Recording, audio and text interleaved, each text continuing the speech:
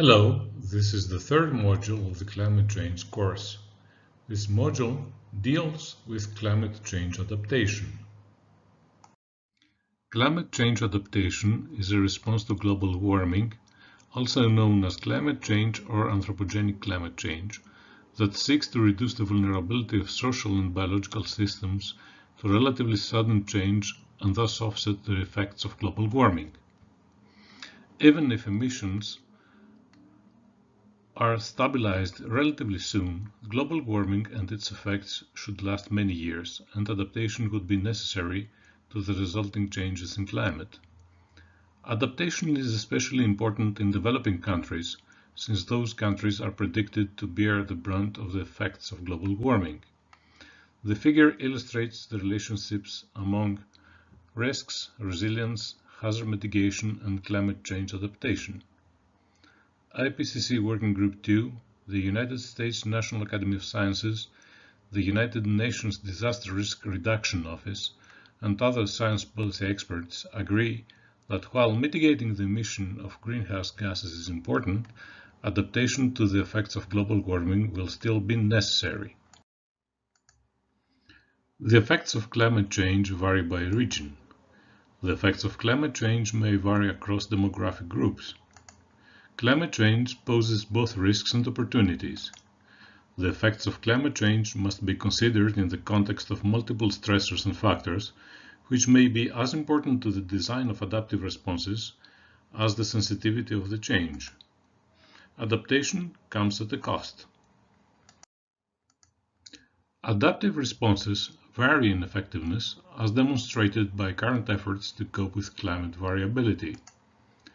The systemic nature of climate impacts complicates the development of adaptation policy. Maladaptation can result in negative effects that are as serious as the climate-induced effects that are being avoided. Many opportunities for adaptation make sense whether or not the effects of climate change are realized. Building performance will be challenged by a changing climate, needing to cope with more extreme summer temperatures, intense rainfall events, and potential changes in wind and storm patterns. This will require appropriate design and building standards, but also adaptation of the existing building stock. As climate changes, it will create new conditions that may allow existing pests and diseases to spread, and new threats to become established in several countries. This may impact on the health of our people, animals, plants, and ecosystems if risks are not properly managed. An example is the West Nile virus, spreading across northern latitudes that became warmer and favorable to the increase of mosquito populations.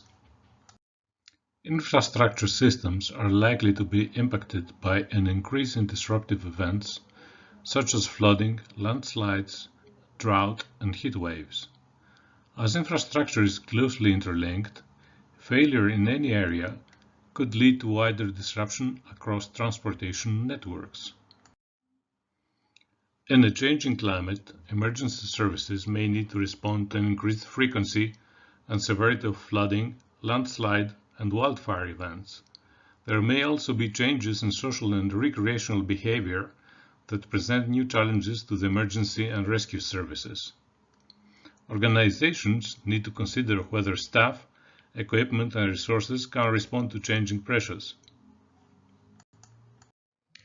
A warming climate may provide more opportunity to be outdoors and enjoy a healthy and active lifestyle, while reducing mortality in winter.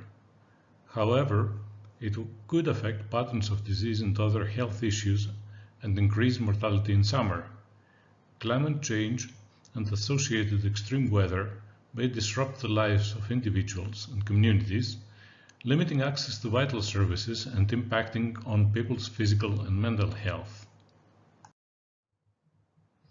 In order to adapt to climate change at a specific area, the following steps are necessary. First is to prepare for it, then is to understand the impacts of climate change at the specific area, decide and prioritize the necessary actions, implement those actions, and finally monitor, review the actions, and evaluate the steps that have been taken.